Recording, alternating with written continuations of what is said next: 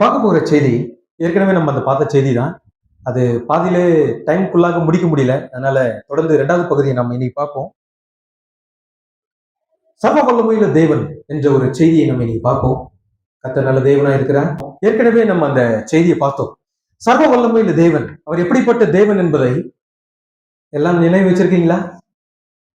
கடைசியா பார்த்த செய்தி எல்லாருக்கும் ஞாபகத்தில் இருக்கிறதா? சர்வ வல்லமையுள்ள தேவன் எப்படிப்பட்டவர் என்று நோவா தேவனை குறித்து சாட்சி கொடுத்தார். ஒரு ஓவர்வியூ மாத்திரம் பார்த்துட்டு நம் கடந்த வாரத்திலே என்னெல்லாம் பார்த்தோம் என்பதை சற்று அப்படி பார்த்துட்டு தொடர்ந்து செய்திக்குள்ளாக போவோம். நோவா தேவனை குறித்து என்ன செய்தான்? சாட்சி கொடுத்தான். தேவன் எப்படிப்பட்டவர் என்றும் அவர் எவ்வளவு வல்லமை உள்ள தேவன் என்றும் முழு உலகத்தையே அழிக்கக்கூடிய வல்லமை உள்ள தேவன் என்பதை என்ன பண்ண நோவா சாட்சியாக அறிவித்தான், தீர்க்க தரிசனமாக அறிவித்தான். ஜனங்களே கேளுங்கள், தேவன் சர்வ வல்லமையுள்ள தேவனாய் இருக்கிறார். அவர் இந்த முழு உலகத்தையும் நியாயந்திருக்க போகிறார். இப்படியாக என்ன பண்ண 120 வருஷம் அங்க பிரசங்கம் செய்து கொண்டிருந்தார். அதுதான் நம்ம பார்த்தோம். ஆனா ஜனங்கள் என்ன பண்ணாங்க? தேவனை ஆமா சாதாரண ஒரு தேவன் நினைச்சிட்டாங்க, தவறாக எடை போட்டாங்க. தேவன் எப்படிப்பட்டவர் என்பதை என்ன பண்ணாங்க? அறியாது இருந்தார்கள், செவி கொடுக்காம போனாங்க. ஆனா தேவன் எப்படிப்பட்ட தேவன் என்பதை அங்கே என்ன பண்ண நிரூபித்து காண்பித்தார். வானத்தை என்ன பண்ணாரு? கிழித்து தண்ணீரை ஊற்றினார். பூமியானது பிளந்து நதியானது என்ன பண்ணுது? பூமியின் மேல் வந்து 40 நாள் கனமழை. இதுவரையிலும் பூமியின் மேல் பெய்யாத ஒரு கன மழை அங்கே பெய்தது. வெளிச்சமே இல்லை. பூமி முழுவதும் கொடிய இருள் சூழ்ந்து இருந்தது. ஜலமானது வந்து என்ன பண்ணுது? அங்கிருந்த ஜனங்கள் எல்லாமே கொன்று போட்டது. எல்லா மிருக ஜீவன்களையும் எல்லாத்தையும் கொன்று போட்டது. அப்படிப்பட்ட மகத்தான தேவன். எப்பவுமே தேவன் என்ன பண்ணாதீங்க? சாதாரண எடை போடாதீங்க. அவர் சர்வ வல்லமையுள்ள தேவன். அல்லேலூயா. அவர் மகத்தான தேவன். அப்படிப்பட்ட மகத்தான தேவனை மோசே அங்கே சந்தித்தார். வனாந்திரத்திலே மோசே அங்கே சந்தித்தார் என்று நாம் பார்த்தோம். வெகு நேரமானது நம்மளது ஒரு முச்செடியானது எரிந்து கொண்டிருந்தது. வெகு நேரமாக எரிந்து கொண்டிருந்தும் அந்த முச்செடியானது வெந்து போகவில்லை, கருகி போகவில்லை, எரிந்து சாம்பலா போகல. ரொம்ப நேரம் எரிந்து கொண்டிருந்தது. அங்கு யார் இருந்தார்? உடன்படிக்கையின் தூதனாகிய கிறிஸ்து. அவர் எரிகிற முச்செடியில் அவர் இருந்தார். அல்லேலூயா. விசுவாசிக்கிறீங்களா? அவர் எரிகிற முச்செடியில அவர் இருந்தார். அவர்தான் உடன்படிக்கை தூதன். அவர்தான் கிறிஸ்து. பழையற்பாடின் காலத்தில் ஒரு உடன்படிக்கை தூதன். மோசே என்ன பண்ண? ரொம்ப நேரம் ஊற்று பார்த்து அது என்னவா இருக்கும் என்று அவனுக்கு புரியல. அவன் கிட்ட போய் பார்க்கலன்னு சொல்லிட்டு அவன் கிட்ட வந்து பார்க்கிறான். அப்பொழுது அவனால் அறிந்து கொள்ள முடியவில்லை இது என்னவா இருக்கும் என்று. அதனால் தீர்க்கதரிசி கூறுகிறான், இயற்கைக்கு மேம்பட்ட காரியத்தை உங்களால் புரிந்து கொள்ள முடியாது. அல்லேலூயா. அது இயற்கைக்கு மேம்பட்ட காரியத்தை ஒரு மனிதனுடைய சிந்தனையினால் என்ன பண்ண முடியாது? அறிந்து கொள்ள முடியாது. அதனால மோசையினால் என்ன பண்ண முடியல? அறிந்து கொள்ள முடியவில்லை. ஆனால் அவரை அறிந்து கொள்வதற்கு நம்ம ஒரு வழி இருக்கிறது. அதுதான் தீர்க்கதரிசி கூறுகிறார். என்ன கூறுகிறார்? அந்த சர்வ வல்லமையுள்ள தேவனை நீங்கள் சந்தித்தாக வேண்டும் என்று கூறுகிறார். நீங்கள் எப்பொழுது அந்த சர்வ வல்லமையுள்ள தேவனை நீங்கள் சந்திக்கிறீர்களோ அப்பொழுதுதான் உங்கள் சிந்தனைகள் மாறும், உன் யோசனைகள் மாறும், உன் எண்ணங்கள் மாறும், வாழ்க்கைகள் மாறும், உன் வாழ்க்கை ஜீவியம் மாறும், உன் நடக்கைகள் மாறும், உன் பேச்சுகள் மாறும், எல்லாமே மாறி அல்லேலூயா அந்த சர்வ வல்லமை உள்ளவரை நீங்க என்ன பண்ணுவீங்க? புரிந்து கொள்வீர்கள். அதுதான் தீர்க்கதரிசி கூறினார் என்று நம்ம அந்த கடந்த வார செய்தியில நம்ம பார்த்தோம். அல்லேலூயா. அதே தேவன் தான் ஆபிரகாமை சந்தித்தார். ஒரு மதியான உஷ்ண வெயிலிலே, உஷ்ண பகல் வேலையில என்ன பண்றாரு? சர்வ வல்லமையுள்ள தேவன் நடந்து வருகிறார். ஒரு மனிதன் என்ற ஒரு மனிதனுடைய சரீரத்திலே அந்த சர்வ வல்லமையுள்ள தேவன் என்ன செய்கிறார்? அவர் ஆபிரகாமை சந்திக்கும்படியாக கூடாரத்திலே வருகிறார். ஆபிரகாம் அவரை அறிந்து கொண்டார். ஓ ஆண்டவரே என்று அவர் கூறினார். வந்தது யாருன்னு தெரிஞ்சிச்சு. அவர்தான் சர்வ வல்லமையுள்ள தேவன், என்னோடு கூட பேசின தேவன், என் தகப்பன் தாயின் இடத்திலிருந்து என்னை வேறு பிரித்த தேவன், எல்லா உலக காரியத்திலிருந்து வேறு பிரித்த தேவன் என்னை வந்து சந்தித்திருக்கிறார் என்பதை அடையாளம் கண்டு கொண்டான். அல்லேலூயா. எத்தனை பேர் இன்னைக்கு அடையாளம் கண்டு கொண்டீங்க? அவன் இந்த கூடாரத்திலே வந்து மோசே அங்கே ஆபிரகாமை சந்தித்தார். அதே கூடாரத்தில் இந்த காலங்களில வந்திருக்கிறார். அல்லேலூயா. நீங்கள் அவரோடு கூட அடையாளம் கண்டு கொள்ளுங்கள். அதுதான் நம்ம கடந்த வார செய்தியில பார்த்தோம். அந்த கூடாரண்டையிலே சர்வ வல்லமையுள்ள தேவன் ஆபிரகாமை வந்து சந்தித்தார். அவன் அந்த மனிதனை பார்த்து அங்கே ஆபிரகாம் ஆண்டவரே என்று கூப்பிட்டான். உடனே என்ன செஞ்சான்? 1 கோடி ரூபாய் பணம் கொடுங்க, எனக்கு 1 கிலோ தங்கத்தை கொடுங்க, வெள்ளியை கொடுங்க, எனக்கு குழந்தை இல்ல குழந்தையை கொடுங்க. என்ன கேட்டாரா? ஆபிரகாம் வாய்த்து வந்து ஏன்னா தேவனிடத்துல என்ன கேட்டாரா? இல்ல, எதுவுமே கேட்கல. வந்த உடனே அவர் என்ன செய்தார்? ஆண்டவரே நீ வந்து அமர்ந்திரும் என்று சொல்லி கொழுத்த கன்றுகளையும் என்ன பண்றாரு? ஆடுகளையும் மாடுகளையும் அடித்து அவருக்கு என்ன உணவை அவர் சமைத்து அவருக்கு பாலாடி கட்டிகளும் பால்களையும் அவர் இறைச்சியும் என்ன பண்ற கொண்டு வந்து கொடுக்கிறார். ஆண்டவரே நீர் இதை புசியும் என்று வாய்த்து வந்து எதுவுமே கேட்கல. ஆண்டவரே எனக்கு எப்ப குழந்தை வரும், நான் உலகத்துல பெரிய ஒரு செல்வந்தன் ஆகணும், இப்படியா கேட்டாரு? எதுவுமே கேட்கல. வந்தவர் என்ன பண்ணாரு? உபசரித்தார். ஆண்டவரே நீ வாரும், என் கூடாரத்துக்கு வாரும், நீர் அமர்ந்திரும், நான் என்ன பண்ற உமக்காக இறைச்சியை சமைத்துக் கொண்டு வருகிறேன், நீ வந்து புசியும் என்று கூறினார். சகோதரனே, அதே சர்வவல்லமையுள்ள தேவன் இந்த கூடாரத்துல வந்திருக்கிறார். ஆயினால ஆராதனையில சொல்றேன், கைகளை தட்டி உற்சாகமாக அவர் என்ன பண்ணுங்க, துதியுங்கள், அவரை மகிமைப்படுத்துங்கள், அவரை வரவழைங்க என்று. அங்க சர்வ வல்லமையுள்ள தேவன் ஆபிரகாம் இடத்துல வரும்போது ஆபிரகாம் என்ன செய்ய, உற்சாகமாக ஓடி, வயசாயிடுச்சு, சரீரத்துல கொஞ்சம் பலம் தான் இருக்கிறது, கொஞ்சம் பலம் இருந்தோம், நம்ம உற்சாகமாக ஓடி சர்வ வல்லமையுள்ள தேவன் வந்திருக்கிறார், அவர் எப்படியாவது என்ன பண்ணணும், அவரை மகிமைப்படுத்தணும், அவரை மகிழ்விக்கணும், அவரை நான் துதிக்கணும். அல்லேலூயா. இப்படியாக அவர் எண்ணம் கொண்டு என்ன பண்ணாரு, உடனே கன்றுகளை ஆடுகளை அடித்து இறைச்சியை சமைத்து பாலடைகை கட்டிகளையும் இறைச்சிகளையும் கொண்டு வந்து புசிக்கும்படி கொண்டு வந்து அவர் முன்பாக வைத்தார்.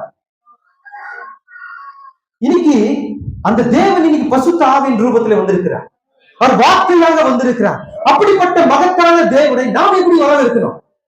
இந்த சிறுமையும் எளிமையுமான கூடாரம், இதே கூடாரம் தான் இந்த ஆபிரகாமுடைய கூடாரம். எந்த ஒரு வசதியும் கிடையாது, சாதாரண ஒரு கூடாரம். அவன் யார்? அவன் ஒரு யாத்திரிகன், ஒரு பரதேசியாய் வனாந்தரத்தில் சுற்றி கொண்டிருந்தான் என்று வேதத்துல பார்க்கிறோம். எந்த ஒரு வசதியும் இல்லை, ஆடம்பரமான ஒரு கூடாரத்துல இல்லை, நம்மை போல எளிமையான தாழ்மையான ஒரு கூடாரத்துல வாழ்ந்து கொண்டிருந்தான். யாரு? ஆபிரகாம். அதே ஆபிரகாமின் வித்து தான் நம்ம இங்கே, நம் ராஜரிக வித்து. அல்லேலூயா. கர்த்தர் இங்கே நம்மை சந்திப்பதற்காக இங்கே வந்திருக்கிறார். அல்லேலூயா. நீங்க விசுவாசிக்கிறீங்களா? கர்த்தர் நம்ம இங்கே சந்திப்பதற்காக அவர் இங்கே வந்திருக்கிறார். அல்லேலூயா.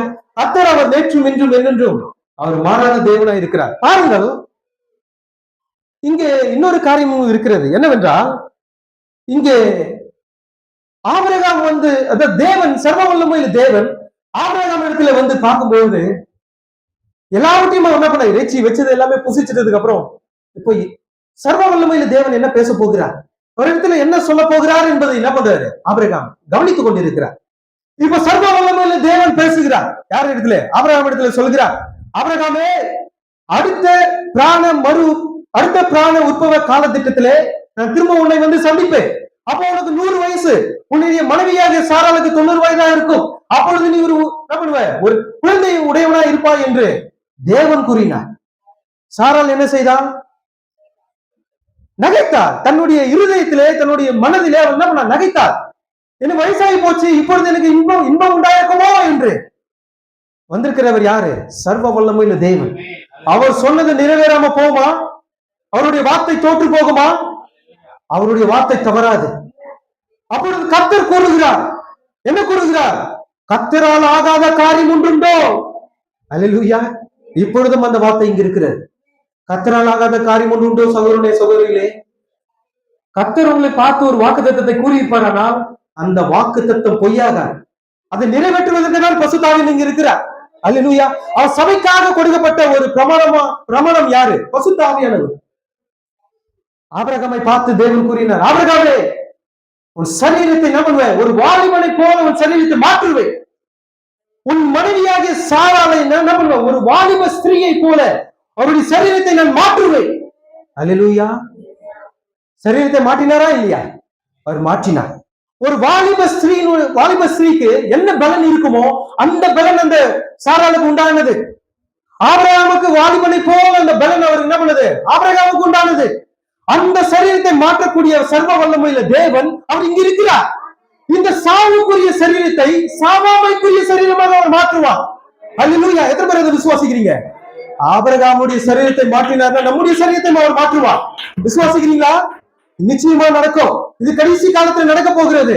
ஆபிரகாமுடைய சரீரத்தையும் சாராளுடைய சரீரத்தையும் மாற்றின தேவன் இந்த கடைசி காலத்திலே இந்த பாவத்துக்குரிய சரீரத்தை மாற்றி, மரித்துக் கொண்டிருக்கிற இந்த சரீரத்தை மாற்றி அழியாமல் ஒரு சரீரம் ஒன்று வந்து கொண்டிருக்கிறது. அல்லேலூயா. அந்த சரீரத்துல நம்ம இருக்க போகிறோம். இது தற்காலிகமான ஒரு கூடாரம். இந்த சரீரம் தற்காலிகமான கூடாரம். ஆகையினால் தான் சாத்தானுக்கு எதிர்த்து நிக்கணும். சாத்தான் ஒரு காரியம் தான் உண்டு, இந்த சரீரத்தை அவனால் அழிக்க முடியும். ஆனால் இதுக்குள்ளாக இருக்கிற ஆவி ஆத்மாவனால் அழிக்க முடியாது. அல்லேலூயா. ஏனென்றால் இது என்றென்றுமாய் தேவனோடு கூட இருக்க போகிறது. விசுவாசிக்கிறீங்களா பிரியமானவர்களே? கர்த்தர் நல்ல தேவனா இருக்கிறார். பாருங்கள், அதே சர்வ வல்லமையில தேவன் எலியாவை போய் சந்தித்தான். எலியாவை நீ என்ன பண்ணு, ஆகாபுக்கு போய் முன்னாடி நீ என்ன பண்ணு, தன்னை காண்பி என்று கூறினான். இப்போ எலியா என்ன பண்றாரு, ஆகாபுக்கு முன்னாடி போய் நிக்கிறார். ஆகாபு எலியாவை பார்த்து, இஸ்ரவேலை கலங்க பண்ணுகிறவன் நீதானே என்று. உடனே எலியா என்ன சொன்னார், நான் அல்ல, நீ உன் தகப்பன் வீட்டாரும் குடும்பத்தார் தான் என்ன பண்றீங்க, தேவனுடைய கட்டளைகளை மீறி, கர்த்தருடைய கட்டளைகளை மீறி என்ன பண்றீங்க, பாகாலை வணங்கும்படியாக முழு தேசத்தையுமே கெடுத்து போட்டீர்கள். நீங்கள் தான் எப்படி இருக்கிறீங்க, இஸ்ரவேலை கலங்க பண்ணுகிறவர்களா இருக்கிறீர்கள் என்று எலியா கூறினார். இப்போ ஒரு பல பரீட்சை நடக்கிறது. என்ன பல பரீட்சை நம்ம பார்த்தோம், யார் உண்மையான தேவன், யார் உண்மையான தேவன், பாகாலின் தேவன் உண்மையான தேவனா, அது எலியாவோடு கூட இருக்கிற தேவன் உண்மையான தேவனா, இஸ்ரவேலை அடிமைத்தனத்திலிருந்து மீட்டுக் கொண்டு வெளியே வந்த தேவன் உண்மையான தேவனா. இப்போ அதை சோதிக்கிறோம். இதுவரையிலும் பூமியில உண்டான ஒரு பெரிய ஒரு சோதனைனா இதுதான். வேதத்துல வேற எங்கேயுமே இல்லை, அந்த ஒரு இடம் தான். யார் உண்மையான தேவன் என்பதை பரிசிக்கும்படியான ஒரு இடமே அந்த ஒரு இடம் தான். அப்போ ஒரு பல பரீட்சை, எப்படிப்பட்ட பரீட்சையா இருக்கும் பாருங்க. அப்ப எலியா சொல்றாரு ஆகாப்பை பார்த்து, ஆகாப்பே, இப்பொழுதும் நீ செய்ய வேண்டியது ஒரு காரியம். என்ன பண்ணு, பாகாலுடைய தீர்க்கதரிசி 450 பேரையும், ஏசபேலின் பண்டிகையில் இருக்கிற தோப்பு விக்கிரகங்களை பலியை செலுத்துகிற 400 தீர்க்கதரிசிகளையும், இஸ்ரவேலில் இருக்கிற சகல ஜனங்களையும் என்ன பண்ணு, இந்த கர்மேல் பர்வதத்தின் மேல் கொண்டு வந்து நிறுத்து என்று கூறினார். அல்லேலூயா. இருக்கீங்களா பிரியமானவர்களே? கர்த்தர் நல்ல தேவனா இருக்கிறார். பாருங்க, இப்போ ஒரு பல பரீட்சை, யார் உண்மையான தேவன் என்பதற்கான ஒரு பல பரீட்சை அங்க நடக்குது. எலியா சொன்னார், காளைகளை கொண்டு வந்து சந்து சந்தாக வெட்டி நீங்க என்ன பண்ணுங்க, பலி செலுத்துங்க. உங்க தேவன் உண்மையான தேவனா, இஸ்ரவேலோடு கூட இருக்கிற தேவன் உண்மையான தேவனா என்பதை நிரூபித்து காண்பிப்போம்னு சொல்லிட்டு ஒரு பல பரீட்சை.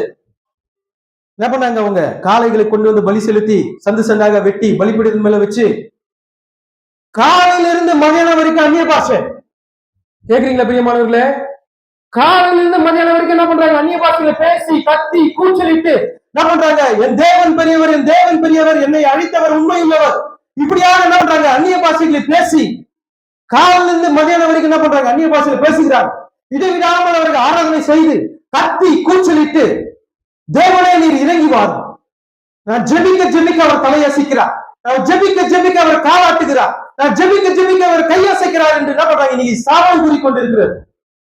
இன்னைக்கு அதே போலதான் என்ன பண்ணாங்க, எலியாவின் நாட்களை பாகாலுடைய தீர்க்கதரிசிகள் அங்கே ஒரு மனதாக கூடி காலையிலிருந்து மதியம் வரைக்கும் அந்நிய பாஷைகளை பேசி கத்தி கூச்சலிட்டு, என் தேவனை இறங்கி வாரும், என் தேவன் நீர் உண்மையுள்ளவன், இறங்கி வாரும், இறங்கி வாரும், கத்தி கதறி கூச்சலிட்டுக் கொண்டிருந்தார். தேவன் அவர்கள் செவி கொடுத்தாரா? தேவன் எப்பொழுதுமே உதடுகளினாலே கூப்பிடுகிற போது அவர் இறங்கி வருகிற தேவன் அல்ல. அல்லேலூயா. உணர்ச்சி வசப்பட்டு உதடுகளினாலே அழைக்கும் போது இறங்கி வருகிற தேவன் அல்ல. ஆனால் அவர் எப்பொழுது இறங்கி வருவார், உன் இருதயத்தின் ஆழத்திலிருந்து அவரை நோக்கி கூப்பிடும் போது, உண்மையும் உத்தமமாக பரிசுத்தமாக ஜீவித்து உன் இருதயத்தின் ஆழத்திலிருந்து அவரை நோக்கி கூப்பிடும் போது உன் சத்தத்தை செவி கேட்கிறார், உன் ஜெபத்துக்கு அவர் பதில் அளிக்கிறார், உன் காரியத்தை அவர் வாய்க்க செய்கிறார். வெறும் உதடுகளினாலே கூப்பிடும் போது அவர் வருகிற தேவன் அல்ல. அது என்ன பண்ணாங்க, உணர்ச்சி வசப்பட்டு கத்தி கூச்சலிட்டு அந்நிய பாஷைகளை பேசி இன்னைக்கு ஸ்தாபனம் என்ன செய்து கொண்டிருக்கிற அதே காலையில் அவர்கள் செய்தாங்க. தேவன் இறங்கி வரவே இல்லை, வெறும் உதடுகளில் மாத்திரமே என்ன பண்ணாங்க, அவர்களை ஆராதித்துக் கொண்டிருந்தார், உணர்ச்சி வசப்பட்டார். அப்பொழுது இறங்கி வந்த தேவன் அவர் அல்ல. அவர் இறங்கி வரவே இல்லை. இறங்கி வந்தாரா? வரல. இப்ப எலியாவுடைய நேரம், அந்தி பலி செலுத்த வேண்டிய ஒரு நேரம். எலியா என்ன பண்ணார், அந்நிய பாஷை பேசினாரா, கத்தி கூச்சலிட்டாரா? ஒண்ணுமே பண்ணல. கர்த்தருடைய வார்த்தை உரைத்தார், அவ்வளவுதான், முடிஞ்சது. கர்த்தருடைய வார்த்தை உரைக்கும் போது தேவனே இறங்கி வருவார். ஏனென்றால் யார் கூட தேவன் இருக்கிறாரோ அவருடைய சத்தத்தை தான் அவர் கேட்பார். அல்லேலூயா. வார்த்தை எங்குண்டோ அந்த வார்த்தைக்கு தான் அவர் செவி கொடுப்பார், அவருடைய வார்த்தைக்கு தான் செவி கொடுப்பார். எலியா கூப்பிடுகிறார், ஓ கர்த்தாவே, நீரே தேவனாகிய கர்த்தர், தேவரீர் எங்களுடைய இருதயத்தை திருப்பினீர் என்று கூறுகிறார். உங்களுடைய இருதயத்தை திருப்பும்படியாக இப்படி இஸ்ரவேல் ஜனங்கள் முன்பாக எல்லாருடைய கண்களும் இதை காணட்டும், நான் பேசுவதை கேளும் என்றார். அல்லேலூயா. எலியாவுக்குள்ள இருந்த அதே தேவன் தான் இப்பொழுது இருக்கிறார். விசுவாசிக்கிறீங்களா பிரியமானவர்களே? அதே எலியாவுக்குள்ள இருந்த அதே தேவன் தான் நம்முடைய இருதயத்தை பிதாக்களுக்கு நேராக நம்மை திருப்பி இருக்கிறார். விசுவாசிக்கிறீங்களா பிரியமானவர்களே? எலியா இருந்து என்ன பண்ணார், ஜெபித்தார். எலியா இருந்து ஜெபித்தார், தேவனை நோக்கி ஜெபித்தார். கர்த்தாவே, தேவரீர் நீர் ஒருவரே கர்த்தர், நீர் ஒருவரே கர்த்தர், நீர் எங்களுடைய இருதயத்தை திருப்பினீர் என்பதை இஸ்ரவேல் எல்லாம் காணட்டும். இப்படியாக ஜெபித்தார். அதே எலியாவுக்குள்ள இருந்த அதே ஆவிதான் இந்த 7ஆம் தூதனுடைய சரீரத்துக்குள்ளாக வந்து வாசம் பண்ணி நம்முடைய இருதயத்தை, பிதாக்களுடைய இருதயத்துக்கு நேராக நம்மை திருப்பி இருக்கிறது. அல்லேலூயா. விசுவாசிக்கிறீங்களா பிரியமானவர்களே? கர்த்தர் இப்பொழுதும் அதே சர்வ வல்லமையுள்ள தேவனாய் இருக்கிறார். அல்லேலூயா. இப்ப என்ன நடந்தது? பேசி முடிச்ச உடனே வானத்திலிருந்து கர்த்தருடைய அக்கினியானது இறங்கி வந்து அந்த பலியையும் விறகுகளையும் கல்லுகளையும் அங்கே தேங்கி நின்ற தண்ணிகளையும் வாய்க்கால்களை எல்லாத்தையும் நக்கி போட்டது. அந்த அக்கினி எங்கிருந்து வந்தது? பரலோகத்திலிருந்து, சர்வ வல்லமையுள்ள தேவனிடத்திலிருந்து இறங்கி வந்தது. அல்லேலூயா. கர்த்தர் எப்பொழுதுமே யாருக்கு செவி கொடுக்கிறார்? தீர்க்கதரிசிகளை செவி கொடுக்கிறார். அதே போலதான் நமக்கு செவி கொடுக்கிறார். விசுவாசிக்கிறீங்களா? நம்ம யாரு? தீர்க்கதரிசிகளின் புத்திரர். நாம் தீர்க்கதரிசியை பின்பற்றுகிறோம். தீர்க்கதரிசியை பின்பற்றுவோம்னா தீர்க்கதரிசி கேட்ட பலனை நம்ம அடைவோம். அல்லேலூயா. அதுதான் வேதம் கூறியிருக்கிறது. நாம் தீர்க்கதரிசிகளின் புத்திரராக இருக்கிறோம். இப்ப பாருங்கள், எலியாவை வந்து தேவன் வந்து அங்கே சந்தித்தார். அவர் சர்வ வல்லமையுள்ள தேவனாய் இருக்கிறார். அல்லேலூயா. கர்த்தர் நல்ல தேவனாய் இருக்கிறார். பாருங்கள், நாம் தொடர்ந்து செய்திகளாக போவோம்.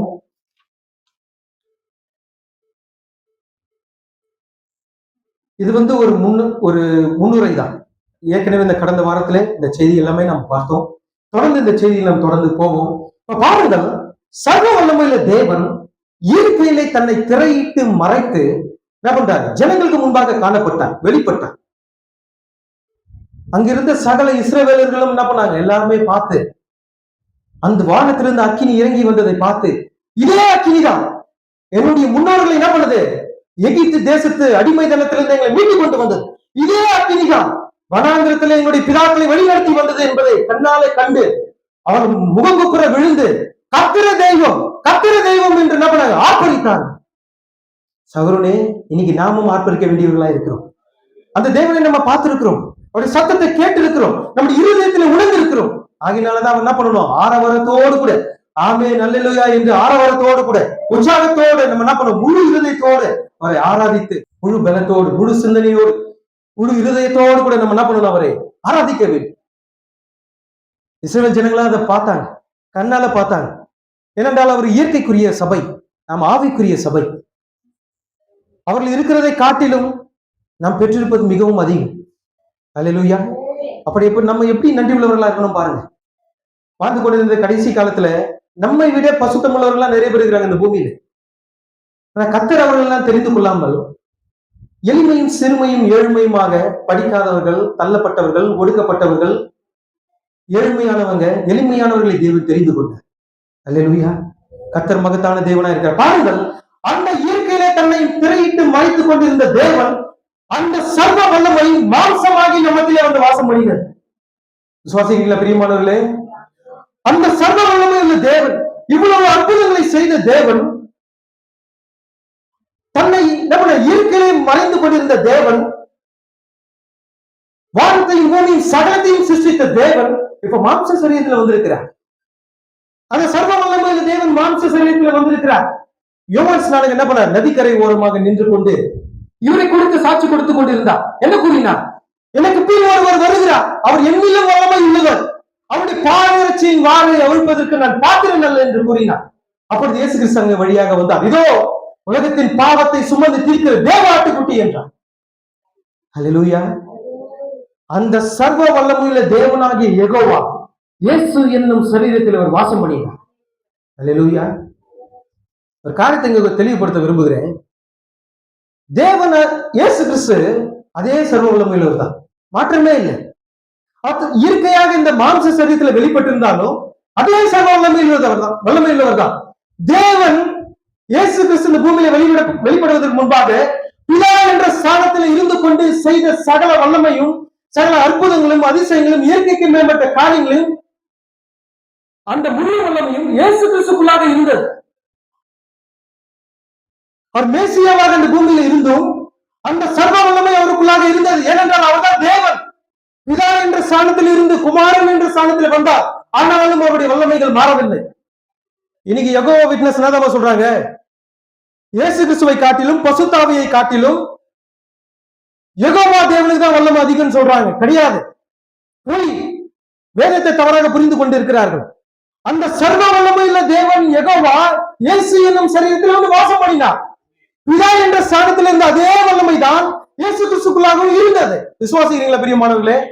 அதே இருக்கைக்கு மேம்பட்ட காரியத்தை இயேசு கிறிஸ்து செய்தார். அதுதான் இப்ப நம்ம பார்க்க போகிறோம். அவர் இயற்கைக்கு மேம்பட்டவர். எப்படி சர்வ வல்லமையுள்ள தேவன் இயற்கைக்கு மேம்பட்ட காரியங்களை செய்தாரோ அதே போலதான் இயேசு கிறிஸ்து செய்தார். அதே தேவன் தான். அவர் வார்த்தையா இருந்தார். அந்த வார்த்தை தான் மாம்சமாய் இயேசு கிறிஸ்துவாக பூமியில வந்தது. ஆனா ஸ்தானங்கள் வேறு. சீஷர் வந்து இயேசு கிறிஸ்துவை பார்த்து கேட்கிறாங்க, எலியா வானத்திலிருந்து அக்கினி இறக்கினது போல நாமளே அக்கினி இறக்கி உங்களை கொண்டு போடுவோம் என்று. இயேசு கிறிஸ்து என்ன சொன்னார்? எலியாவின் ஆவி வேற, எலியாவுடைய டியூட்டி வேற, எலியாவுடைய கடமை வேற, எலியா வந்ததுக்கான நோக்கம் வேற, நான் வந்ததுக்கான நோக்கம் வேற. நான் அழிப்பதற்காக வரல, நிறைவேற்றுவதற்காகவே வந்திருக்கிறேன். அல்லேலூயா. அப்ப யாரு? அப்ப இயேசு கிறிஸ்து பூமிக்கு வந்திருக்கிறார் என்றால் அவருடைய திட்டம் வேறு, அவருடைய நோக்கம் வேறு, அவருடைய தீர்மானம் வேறு, அவருடைய சித்தம் வேறு. எலியாவுக்கு வந்ததுக்கான ஒரு நோக்கம் வேறு, எலியாவுடைய ஆவி வேறு, நோக்கம் வேற, திட்டம் வேற. இயேசு கிறிஸ்து வந்ததுக்கு எதுக்கு வந்தார்? அழிப்பதற்காக வரல, பாவிகளை ரட்சிக்கும்படிக்கே வந்தார். அதே வல்லமைதான் அந்த மகத்தான தேவனுக்குள்ளாக இருந்த அதே வல்லமைதான் இயேசு கிறிஸ்துவுக்குள்ள இருந்தது. ரெண்டு பேருமே ஒண்ணுதான். தேவன் வேற, இயேசு கிறிஸ்து வேறன்னு கிடையாது. ரெண்டுமே ஒண்ணுதான். அவருடைய வல்லமைகள் மாறுவது கிடையாது. அதே வல்லமைதான் பசுத்தாவிக்குள்ளும் இருக்கிறது. இது பசுத்தாவின் காலம். அதே வல்லமைதான் பசுத்தாவிக்குள்ளும் இருக்கிறது. எல்லாமே வேற வேறன்னு கிடையாது. இன்னைக்கு எல்லாமே என்ன பண்றாங்க? எகோ விட்னஸ் என்ன சொல்றாங்க? இதா வேற, குமாரன் வேற, பசுத்தாவி வேற, அப்படி கிடையாது. மூன்றுமே ஒண்ணுதான். ஆனா யெகோவா தேவனுக்கு தான் வல்லம் அதிகமா. அதே யெகோவா தேவன் தான் இயேசு கிறிஸ்துவாக வெளிப்பட்டார். அதே யெகோவா தேவன் தான் இப்ப பசுத்தாவியாக இருக்கிறார். புரிந்து கொள்ள முடிகிறதா? அதனால்தான் பசுத்தாவி யார் கொடுக்கப்பட்டிருக்கிறதோ அவங்கதான் வேதத்தை சரியாக புரிந்து கொள்ள முடியும். இப்ப பசுத்தாவி இல்லைன்னா எப்படி புரிந்து கொள்ள முடியும் தேவனை? தீர்க்கதரிசி என்ன சொல்றாரு? ஒரு மனிதனுடைய சிந்தையினால புரிந்து கொள்ள இயலாது என்று கூறுகிறார். அப்ப எப்படி அவரை புரிந்து கொள்ள முடியும்? அப்ப நீங்க எல்லாமே இயற்கைக்கு மேம்பட்ட தேவனை நீங்க புரிந்து கொண்டீங்க, அப்படிதானே? எத்தனை பேர் அவரை புரிந்து கொண்டிருக்கிறீர்கள்? காரணம் என்ன? அந்த வார்த்தையை சந்தித்திருக்கிறீர்கள். அந்த சர்வ வல்லமையுள்ள தேவன் அவர் வார்த்தையில் இருக்கிறார் என்பதை விசுவாசித்தீங்க. அந்த வார்த்தையை நீங்க என்ன பண்ணீங்க? சந்திச்சீங்க. அந்த வார்த்தை இப்பொழுது எங்க இருக்கிறது? அது உங்களுக்குள் இருக்கிறது. அப்ப அந்த சர்வ வல்லமையுள்ள தேவன் எங்க இருக்கிறார்? அவர் உங்களுக்குள் இருக்கிறார். விசுவாசிக்கிறீங்களா பிரியமானவர்களே? அதே சர்வ வல்லமையுள்ள தேவன் உங்களுக்குள்ள இருக்கிறார். இப்ப நீங்க யாரு? இயற்கைக்கு மேம்பட்டவர்கள். நீங்களும் சர்வ வல்லமையுள்ளவர்கள் தான். என்னால அதை என்ன பண்ண முடியும்? நிரூபித்து காண்பிக்க முடியும். அதை நிரூபிப்பதற்காக தான் இரண்டாம் பகுதியை கொண்டு வந்திருக்கிறேன். நீங்கள் சாதாரண மனிதர்கள் அல்ல, நீங்கள் இயற்கைக்கு மேம்பட்டவர்கள். நீங்கள் சாதாரண மனிதர்கள் அல்ல, நீங்கள் சர்வ வல்லமை உள்ளவர்கள். ஏன்? அந்த சர்வ வல்லமையுள்ள தேவன் அவர் வார்த்தையில் ஜீவிக்கிறார். அந்த வார்த்தை உங்களுக்குள் ஜீவிக்கும் போது நீங்கள் சர்வ வல்லமையுள்ளவர்களாக இருக்கிறீர்கள். நீங்கள் தேவனுடைய வார்த்தை எடுத்து பேசும்போது அது அப்படி நடக்கும். விசுவாசிக்கிறீங்களா? ஒரு இருதயத்திலே சந்தேகப்படாமல் அப்படியே விசுவாசித்தால் அது அப்படியே நடக்கும். அதுக்காக தான் இந்த செய்தியை கொண்டு வந்திருக்காரு. ஏனென்றால் இந்த கடைசி காலத்தில் விசுவாசத்தில் உறுதியா நிற்க வேண்டும். இப்ப ஏற்பட்டிருக்கிற சூழ்நிலைகள் எப்படி இருக்கிறது? உங்க விசுவாசத்தை சோர்வடைய செய்கிறது. உங்களுடைய விசுவாசத்தை தட்டி எழுப்புவதற்காக தான் இந்த செய்தியை தேவன் கொடுத்திருக்கிறார். அல்லேலூயா. விசுவாசிக்கிறீங்களா? இருதயத்தை உற்சாகப்படுத்துவதற்காக தான். உங்களுடைய விசுவாசத்தை தட்டி எழுப்பி உங்க விசுவாசத்தை உற்சாகப்படுத்துவதற்கு தான் பசுத்தாவின் இந்த செய்தியை கொண்டு வந்தார். இப்ப அந்த சர்வ வல்லமை உள்ளவர், நான் தொடர்ந்து செய்திக்குள்ளாக போவோம். இந்த சர்வ வல்லமையுள்ள தேவன் மாம்சத்துல இயேசு என்னும் சரீரத்துல வாசம் பண்ணி கொண்டிருக்கும் போது ஒரு நாளிலே கலிலேய கடலில் என்ன பண்றார்? படகுல சோர்ந்து போய் படுத்துக் கொண்டிருக்கிறார். ஏன்னா அவர் மாம்ச சரீரத்தில் இருக்கிறார். நமக்கு எப்படி சோர்வு இருக்கிறதோ பலவீனம் இருக்கிறதோ அவருக்குள்ள காணப்பட்டது. அவர் என்ன செய்தார்? ஒரு தெய்வீக சுகமளித்தல் ஆராதனையை நடத்திவிட்டு 3 மணி நேரம் 4 மணி நேரம் பிரசங்கம் பண்ணி சோர்ந்து போயிருந்தார், களைப்புற்று இருந்தார். படகிலே படுத்துக் கொண்டிருந்த தேவன் படகில் என்ன பண்றாரு? ஆமா, தூங்கி கொண்டிருந்தார். அவர் அயர்ந்த நித்திரைக்குள்ளாய் இருந்தார். நீங்க விசுவாசிக்கிறீங்களா? அவர் தூங்கினாரா தூங்கலையா? அவர் தூங்கலையா?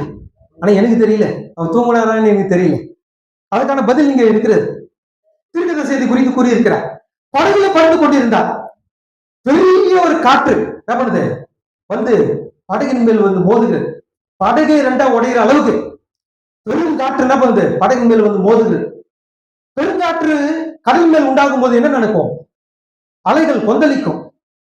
பலத்த அலைகள் என்ன பண்ணுது? எழும்பி அந்த படகையை மூழ்கடிக்கக்கூடிய அளவுக்கு என்ன பண்ண வல்லமையான அலைகள் எழும்பினது. கடல் எப்படி இருந்தது? பயங்கரமாக கொந்தளித்துக் கொண்டிருந்தது. படகின் மேல் பெருங்காற்று வந்து மோதினது. உடனே சீஷர்கள் என்ன பண்ணாங்க? போதகர் ஒருவர் இருக்கிறார், ஆண்டவர் இருக்கிறார் என்பதை மறந்து போயிட்டாங்க. மறந்து போய் என்ன பண்ணாங்க? படகுல இருக்கிற பாரமான பொருட்களை எல்லாமே தூக்கி என்ன பண்ணாங்க? கடல்ல போட்டாங்க. தன்னாலான எல்லா முயற்சிகளையும் என்ன பண்ணாங்க? முயற்சி செய்து கொண்டு இருந்தார்கள்.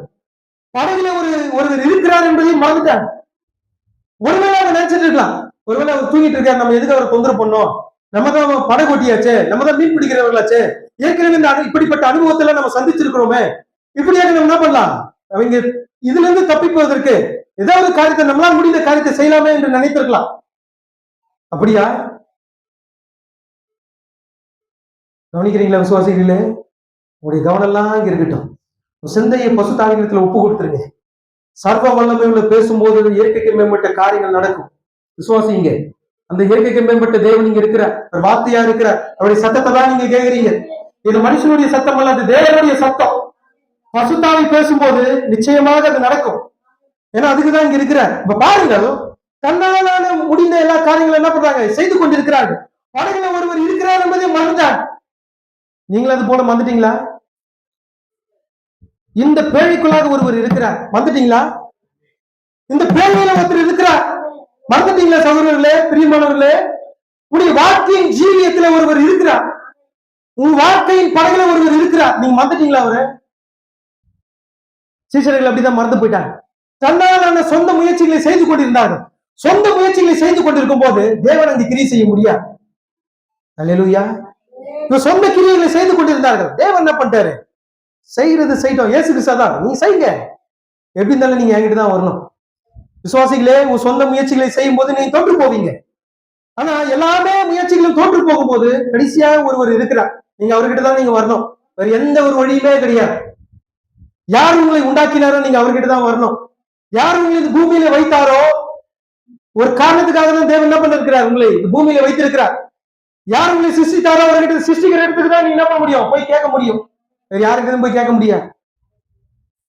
எப்படிப்பட்ட சூழ்நிலை நீங்க சொந்த முயற்சிகளை செய்து தோல்வி அடைந்து கொண்டிருந்தாலும் உங்களை சிருஷ்டித்த ஒருவர் இருக்கிறார். அவர் உங்களுடைய படகுல தான் இருக்கிறார். அவர் உங்களை விட்டு போகல, நீங்க தான் அவரை விட்டு தூரமா போயிட்டீங்க. அவருடைய வாழ்க்கையின் படகுல அவர் இருக்கிறார். உங்களை அவர் தன்னந்தனியாக விட்டு விடல, நீங்க தான் அவரை தன்னந்தனியாக விட்டு விட்டீர்கள். உன் சத்தத்தை கேட்பதற்கு, உன் ஜபத்தை கேட்பதற்கு, உன் கண்ணீரை காண்பதற்கு, உன் கதறலை கேட்பதற்கு, உன் சத்தத்தை கேட்பதற்கு, உன் விண்ணப்பத்தை கேட்பதற்கு, உன் தேவையெல்லாம் சந்திப்பதற்கு ஒருவர் இருக்கிறார். அவர் வாழ்க்கையின் படகுல தான் இருக்கிறார். ஆனா நீங்க தான் அவர் என்ன பண்ணல, தேடல. அவர் உங்களுக்குள்ளதான் இருக்கிறார், அவர் உங்களுக்குள்ளாக தான் இருக்கிறார். அவர் கிரியை செய்யும்படியான விசுவாசம் உங்களுக்குள்ளாக இருக்கிறது. ஆனால் சொந்த முயற்சிகளை நீங்க செய்து கொண்டிருக்கிறீங்க, அதனால தான் நீங்க தோற்று போறீங்க. சொந்த முயற்சிகளை செய்யாதீங்க, தோற்று போவீங்க. என்ன பண்றாங்க? சீஷர்கள் அவரை போய் தட்டி எழுப்புறாங்க. போதகரே, ஆண்டவரே, நாங்கள் மறித்துக் கொண்டிருக்கிறோம், நாங்கள் மாண்டு கொண்டிருக்கிறோம், நாங்கள் அழிந்து கொண்டிருக்கிறோம். நீங்க என்ன பண்றீங்க? ஆமா, நல்லா தூங்கிட்டு இருக்கீங்களே, எங்களை ரட்சியும், எங்களை விடுதலையாக்கும் என்று நம்ம கதறினார்கள். சகோதரனே, கடலை பார்த்தா எத்தனை பேர் பயம்? எத்தனை பேர் பயம் கடலை பார்த்தா? எனக்கு பயம், நான் உண்மையை ஒத்துக்கிறேன். கடலை பார்த்தா எனக்கு பயம். சின்ன வயசுல இருந்தே தண்ணியை பார்த்தா எனக்கு பயம், ஒத்துக்கிறேன். யாருக்காவது கடலை பார்த்து பயம் இருக்கிறதா? தண்ணியை பார்த்து பயம் இருக்கிறதா? ஏரியில குளிக்கிறது வேற, கடல்ல குளிக்கிறது வேற. கடல் மிகவும் மோசமானது. பூமியினுடைய நிலப்பரப்பை காட்டிலும் நீர்ப்பரப்பு தான் ரொம்ப அதிகம். கடல் ரொம்ப ஆழம்.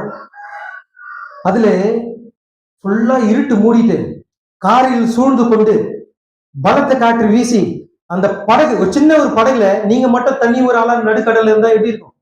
சுத்தில இருட்டு, கரை எந்த பக்கம் இருக்குன்னு தெரியல, ஒரே மழை மேகமூட்டமா இருக்கிறது, வெளிச்சமே இல்லை, ஒரே கண்ணுக்கு தெரிந்த வரைக்கும் ஃபுல்லா இருட்டுதான். காத்து வேகமாக வீசுகிறது. படகு அப்படி என்ன பண்ணுது? கடல் கொந்தளிக்கிறது. படகு அப்படியே மூழ்கிற அளவுக்கு படகு என்ன பண்ணுது? தண்ணியில போயிட்டு போயிட்டு மேல வருது. நீங்க ஒரே ஒரு ஆள் தான் இருக்கிறீங்க. நிலைமை எப்படி இருக்கும் யோசிச்சு பாத்தீங்களா? பயத்திலே பாதி பேர் செத்துருவாங்க. நீச்சல் தெரிஞ்சவங்க செத்துருவான். பயங்கரமானதுதான் இந்த கடல். இப்படிப்பட்ட கடலில மாட்டினவன் யார் என்று தீர்க்கதரிசி சொல்றாரு. இந்த செய்தியை விட்டு, இந்த வார்த்தையை விட்டு பாவம் செய்கிற ஒரு பாவி, வார்த்தையை மறுதளித்து போனவன், இயேசு கிறிஸ்து சிந்தின ரத்தத்தை காலின் கீழ் போட்டு மிதித்த ஒரு பாவி, இந்த செய்தி, கடைசி கால இந்த செய்தியிலிருந்து பின்வாங்கி போனவுடைய நிலைமை அப்படியா இருக்கிறது. அவனை ரட்சிப்பதற்கு இந்த பூமியில ஒருவனும் கிடையாது. தேவன் கூட அவனை ரட்சிக்க மாட்டான். அதனாலதான் சொல்றேன், செய்தி விட்டு பின்னாடி போயிடாதீங்க. அந்த படகு அந்த நடுக்கடல்ல மாட்டின ஒரு மனிதனுடைய நிலைமை தான் ஒரு பாவிக்கு உண்டாயிருக்கிறது. அவன் கத்தி சத்தம் போட்டு கத்தி என்ன ரட்சிங்க என்னை காப்பாத்துங்கன்னு கத்துறான் கூட அந்த சத்தத்தை கேட்கறது யாருமே கிடையாது. அவனை உண்டாக்கின தேவன் கூட அவனை கைவிட்டார். பாத்துங்க, யாருமே அவனை காப்பாற்ற முடியாது. தேவன் கூட அவனை காப்பாற்ற மாட்டார். அதனால்தான் சொல்றேன், கிருபை உள்ள போது, இரக்கம் உள்ள போது இந்த செய்தி, இந்த வார்த்தை உறுதியாக பற்றிக்கொள்ளும். அல்லேலூயா.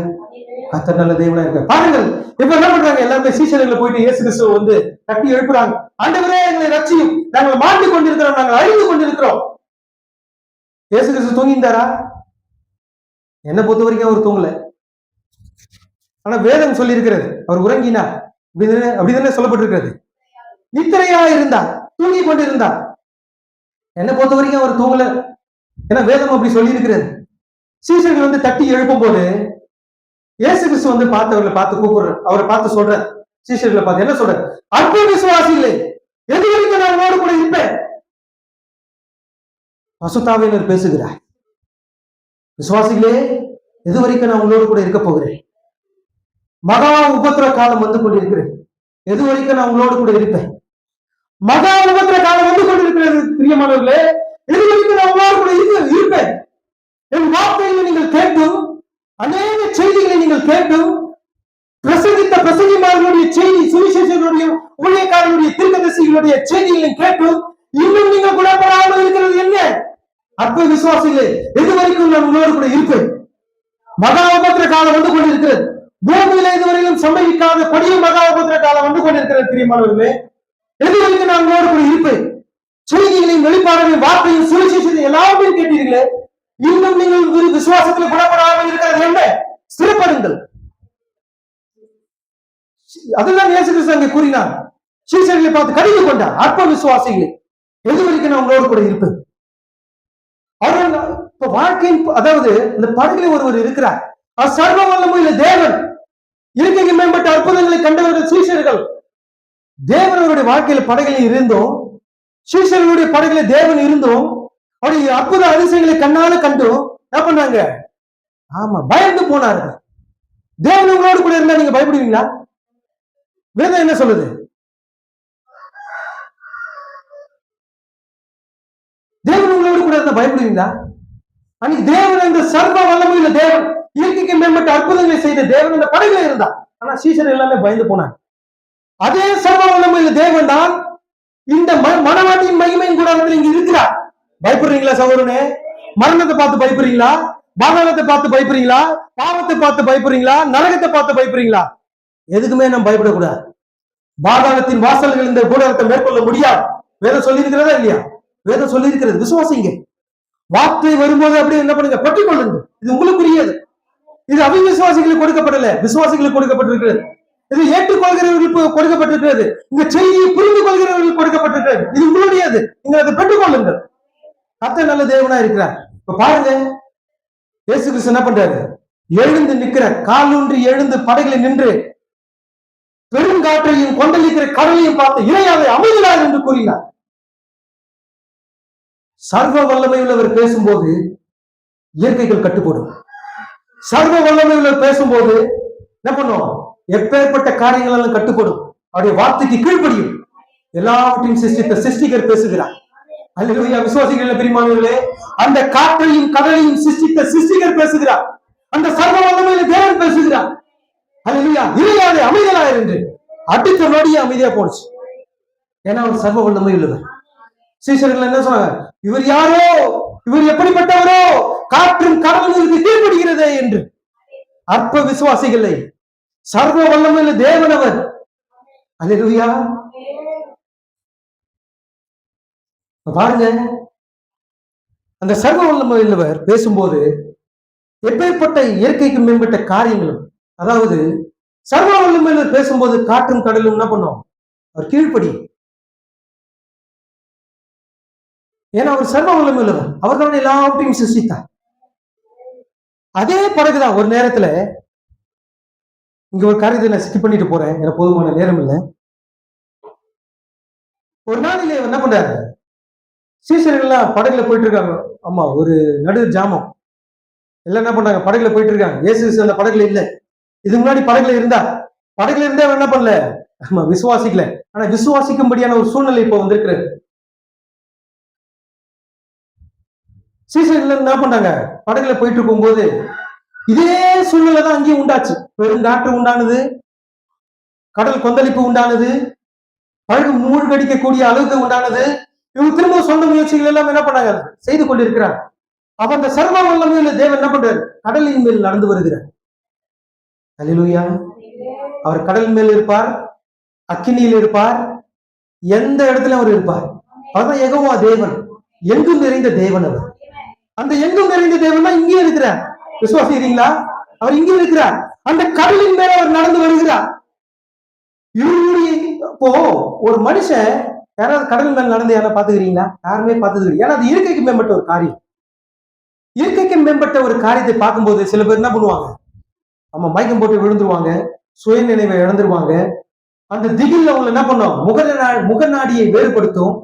ஏன்னா இயற்கைக்கு மேம்பட்ட ஒரு காரியத்தை நம்மளால காண முடியாது. ஏனென்றால் நம்ம எல்லாம் இயற்கைக்குரியவர்கள். இந்த மாம்ச சரீரம் இயற்கைக்குரியது. அப்ப இயற்கைக்கு மேம்பட்ட ஒரு காரியத்தை நம்ம பார்க்கும்போது சில பேர் நம்ம மயங்கி விழுந்துருவாங்க, சில பேர் என்ன பண்ணுவாங்க, மறித்து போயிடுவாங்க. சில பேருடைய முகநாடி வேறுபட்டு அவங்க சுய நினைவை இழந்து போயிடுவாங்க. ஏன்னா அது இயற்கைக்கு மேம்பட்ட ஒரு காரியம். இதே இயற்கைக்கு மேம்பட்ட காரியத்தை தான் சீஷர்கள் பார்க்கிறாங்க படகுல. என்ன எதை பார்த்தார்கள், அங்கே சர்வ வல்லமையுள்ள தேவன் அந்த கடலின் மேல் நடந்து வருகிறதை பார்த்தார்கள். அல்லேலூயா. அப்ப சூழ்நிலை எப்படி இருந்தது, பலத்த காற்று, கடல் கொந்தளிப்பு, ஒரு சமாதானமே இல்லாத ஒரு சூழ்நிலை. கேக்குறீங்களா பிரியமானவர்களே? ஒரு சமாதானமே இல்லாத ஒரு சூழ்நிலை. உங்க வாழ்க்கையில அது போல பெருங்காற்று வீசி கொண்டிருக்கிறதா? உங்க வாழ்க்கையில சமாதானம் இல்லையா? உங்க வாழ்க்கையிலும் கடலை போல கொந்தளித்துக் கொண்டிருக்கிறீங்களா? சூழ்நிலை அப்படியா இருக்கிறதா? பெருங்காற்றும் பெருங்கடல் கொந்தளிப்பும் எதற்கு அடையாளமாய், சோதனை அடையாளமாய் இருக்கிறது. இப்படிப்பட்ட சோதனைகள் வாழ்க்கையில உண்டாயிருக்கிறதா? இப்ப அந்த சர்வ வல்லமையுள்ள பேசுகிறார். என்ன பேசினார்? உங்களுக்கு சமாதானம் என்று கூறினார். அல்லேலூயா. தேவனுடைய சமாதானம் உங்களுக்கு வந்திருக்கிறது பிரியமானவர்களே. கடினமான ஒரு கடல் கொந்தளிப்பு உங்கள் வாழ்க்கையில உண்டாயிருந்தாலும், பெரும் கொந்தளிப்பு உங்கள் வாழ்க்கையில உண்டாயிருந்தாலும், பெரும் காற்று வீசினாலும் கர்த்தருடைய சமாதானம் உங்களுக்குள்ள இருக்கிறது. எங்க அந்த சமாதானம் இருக்கிறது? இந்த பேழைக்குள்ளாக இருக்கிறது, இந்த வார்த்தைக்குள்ளாக இருக்கிறது, இந்த கூடாரத்துக்குள்ளாக கர்த்தருடைய சமாதானம் இருக்கிறது. அதுதான் அவர் ஷாலோம் என்று கூறினோம். அவர் யெகோவா ஷாலோம், கர்த்தருடைய சமாதானம். அல்லாஹ் அவர் கூறினார், உங்களுக்கு சமாதானம் உண்டாயிருப்பதாக என்று கூறினார், உங்களுக்கு சமாதானம் என்று கூறினார். அல்லேலூயா. கர்த்தர் நல்ல தேவனா இருக்கிறார். அவர் இயற்கைக்கு மேம்பட்டவர். சீஷர்கள் அதை கண்டார்கள். இந்த இயற்கைக்கு மேம்பட்ட தேவன் ஒரு இடத்துல நடந்து சென்று கொண்டிருக்கும் போது உடல் முழுவதும் குஷ்டரோகம் பிடித்த ஒரு மனிதன் வந்து, ஆண்டவரே உமக்கு சித்தமானால் என்னை சுத்தமாக்கும் என்று கூறினார். இதெல்லாம் பாக்குறீங்களே, இதெல்லாம் யார் செஞ்சது? இயேசு கிறிஸ்து செய்தார்.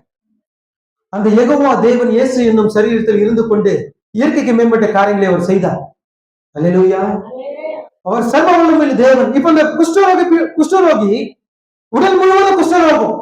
இயேசு கிறிஸ்து வந்து கேட்கிறார், ஆண்டவரே என்னை சுத்தமாக்க உம்மால் ஆகும் என்று கூறினார். உமக்கு சித்தமானால் என்னை சுத்தமாக்க உம்மால் ஆகும் என்று கூறினார். விசுவாசத்தை பார்த்தீங்களா? இயேசு என்ன கூறினார்? எனக்கு சித்தம் உண்டு, நீ சுத்தமாக என்று கூறினார். அல்லேலூயா. இயற்கைக்கு மேம்பட்ட சர்வ வல்லமையுள்ள தேவன் பேசும்போது எப்பேற்பட்ட வியாதிகள் ஓடிப்போம்.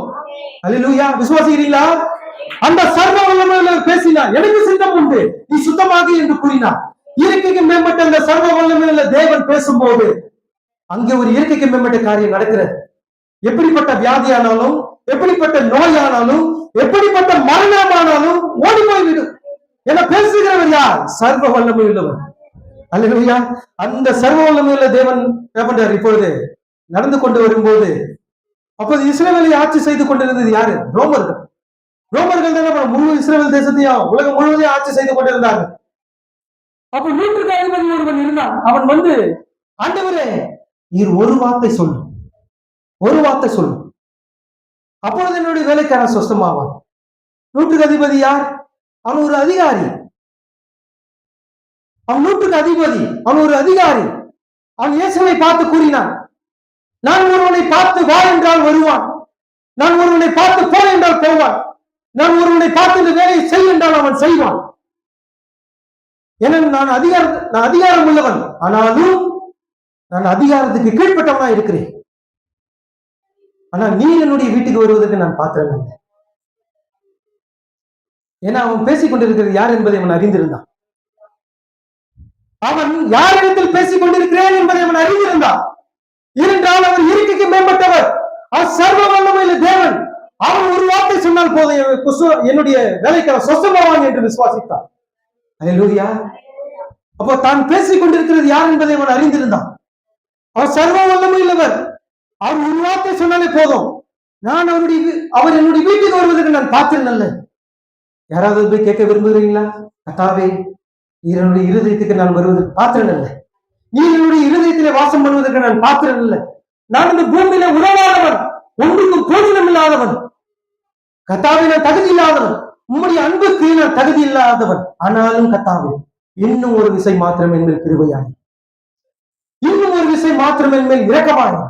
கர்த்தாவே, இந்த உடைந்து போன இருதயத்தை கர்த்தர் நீ சரிப்படுத்தும், சீர்படுத்தும், பசுத்தமாக்கும். நீர் வந்து என்னுடைய இருதயத்திலே வந்து வாசம் பண்ணும். யாராவது கேட்க விரும்புகிறீர்களா? அவர் இப்பொழுதும் இங்கே இருக்கிறார். அந்த சர்வ வல்லமையுள்ள தேவன் இப்பொழுதும் அவர் இங்கே இருக்கிறார். விசுவாசிக்கிறீங்களா? அவர் இங்கே இருக்கிறார். நான் பாத்திரம் அல்ல, ஆனால் கர்த்தாவே, நீர் ஒரு வார்த்தை மாத்திரம் சொல்லும், நான் பசுத்தமுள்ளவனாய் மாறுவேன். நீர் ஒரு வார்த்தை மாத்திரம் சொல்லும், நான் மரணத்திலிருந்து நான் ஜீவனுக்குட்பட்டவனாய் இருப்பேன். ஒரு வார்த்தை பேசும். இந்த 100க்கு அதிபதி இயேசு கிறிஸ்துவை பார்த்து, ஆண்டவரே, நீர் ஒரு வார்த்தை மாத்திரம் சொல்லு, நான் அதிகாரம் உள்ளவனாய் இருந்தும் நான் அதிகாரத்துக்கு கீழ்பட்டவனாய் இருக்கிறேன். ஏன் தெரியுமா? ஒருத்தனை போனா போவான், ஒருத்தனை வானா வருவான். ஏன்னா ஒரு அதிகாரி. ஆனால் தான் பேசிக் கொண்டிருப்பது யார் என்பதை அறிந்து கொண்டிருந்தார். அவர் யார்? அவர் சிருஷ்டிகர், என்னையே உண்டாக்கினவர். நான் அவருக்கு கீழ்பட்டு இருக்கிறேன். மரணமும் பாரமும் இவருக்கு கீழ்பட்டு இருக்கிறது. சகல நோய்களும் வியாதிகளும் இவருக்கு கீழ்பட்டு இருக்கிறது. இவர் யார்? இவர் எல்லாவற்றுக்கும் அதிபதி. அல்லேலூயா. இவர் அதிகாரம் உள்ளவர். வானிலும் பூமியிலும் எனக்கு என்ன பண்ணிருக்கு? சகல அதிகாரம் கொடுக்கப்பட்டிருக்கிறது. பரலோகங்களானாலும் பூலோகத்திலே காணப்படுகிற சகல வஸ்துகளானாலும், அதிகாரங்களானாலும், தொழிற்தனங்களானாலும், சிங்காசனங்களானாலும், கர்த்தத்துவங்களானாலும் சகலமும் இவருக்கென்று சிருஷ்டிக்கப்பட்டிருக்கிறது. அல்லேலூயா. அவர்தான் இந்த பூமியிலே சர்வ வல்லமையுள்ள தேவனாக மாம்சத்தில் வெளிப்பட்டார். அவர் கிருபையினாலும் சத்தியத்தினாலும் நிறைந்தவராய் இருந்தார். அந்த 100க்கு அதிபதி அதை அறிந்திருந்தார். இவர் சர்வ வல்லமையுள்ளவர். இவர் ஒரு வார்த்தை சொன்னால் போதும், அப்பொழுதே என் வேலைக்காரன் என்ன பண்ணுவார்? சுகமாவான் என்று விசுவாசித்தார். இப்பொழுது அவர் பேசினார், ஆம், நீ சொல்கிறபடி ஆகட்டும் என்றார். அப்படி ஆகட்டும் என்றார். சர்வ வல்லமையுள்ள பேசும்போது அங்கே வேலைக்காரன் சுத்தமான அந்த நிமிடமே அவன் சொசமானான் என்று வேதம் கூறியிருக்கிறது. சகோதரனே, அந்த சர்வ வல்லமையுள்ள பேசினால் போதும், இயற்கைக்கு மேம்பட்ட காரியங்கள் நடக்கும். அல்லேலூயா. பிசாசுகளும் கீழ்ப்படியும். சர்வ வல்லமையுள்ள பேசும்போது பிசாசுகளும் கீழ்ப்படியும். அவரை அது பணிந்து கொள்ளும். விசுவாசிக்கிறீங்களா? அந்த கதரின் தேசத்துல என்ன பண்றாரு? இவர் போகிறார், படகுல இறங்கி கதரினுடைய தேசத்துக்கு போகிறார், அந்த பட்டணத்துக்கு போகிறார். அங்கே ஒருத்தன் இருந்தான், பிசாசு பிடிச்சவன். எல்லாருக்குமே உங்களுக்கு தெரியும், ஒரு மகா கொடிதான பிசாசுகள் அவனுக்குள்ளாக இருந்தது. அவன் வீடு எது தெரியுமா? பிசாசுகளுக்கு வீடு அவனுடைய சரீரம். அந்த மனிதனுக்கு வீடு எது தெரியுமா? கல்லறை. அவன் இரவும் பகலும் என்ன பண்ணான்? ஆமா, அவன் கல்லறைகளிலும் மலைகளிலும் குடியிருந்தான் என்று வேதம் கூறியிருக்கிறது. அவன் மகா சத்தமாய் கத்துவான். அவன் சத்தம் வித்தியாசமா, மனுஷனுடைய சத்தம் அல்ல, அது பிசாசினுடைய சத்தம். எப்பேற்பட்ட இருதயத்தை என்ன பண்ணும்? கலங்கடித்து விடும். ஏன்னா ஒரு பிசாசு இல்ல, எக்கச்சக்க பிசாசு அவனுக்குள்ளாக இருக்கிறது. கேக்குறீங்களா? அவன் கல்லறைகளிலும் மலைகளிலும் என்ன பண்ணா? அங்கதான் இரவும் பகலமாக அங்க குடியிருந்து சத்தம் போட்டு கத்தி, அவன் சத்தத்தை கேட்டால என்ன பண்ணும்? கொலை நடுங்கிற அளவுக்கு பயம் உண்டாகும்.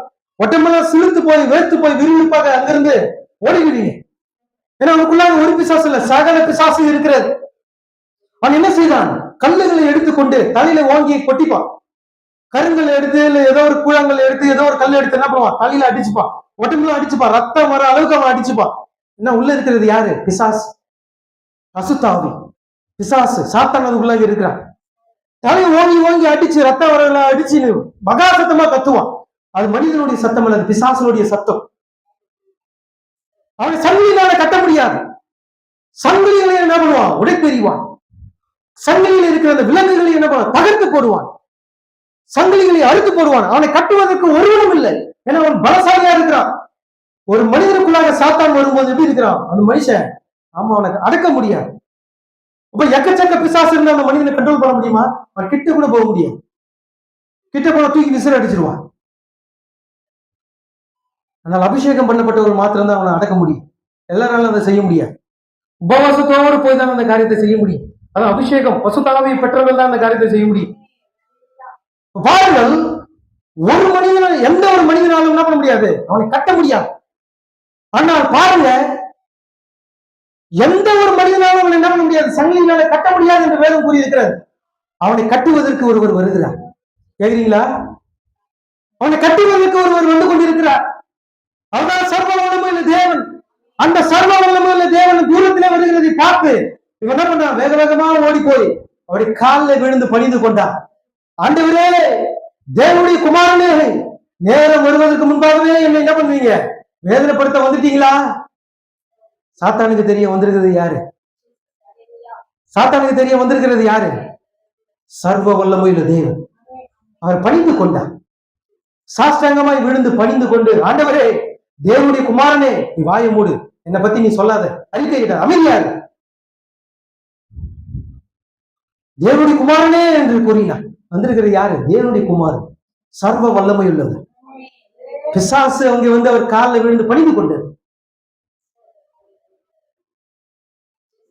நீ யாருன்னு கேட்கும்போது எனக்கு பேரு கிடையாது, ஏன்னா எனக்குள்ள இருக்கிறது அநேக பிசாசுகள், எங்களோட பேர் லேகியோன் என்று கூறி இயேசு கிறிஸ்து அங்கே என்ன செய்தார்? அவனை கட்டினார். அங்கே அவனை கட்டி விடுவித்தார். எப்படி பிரதர் ஒரே நேரத்தில் கட்டி விடுவிக்க முடியும்?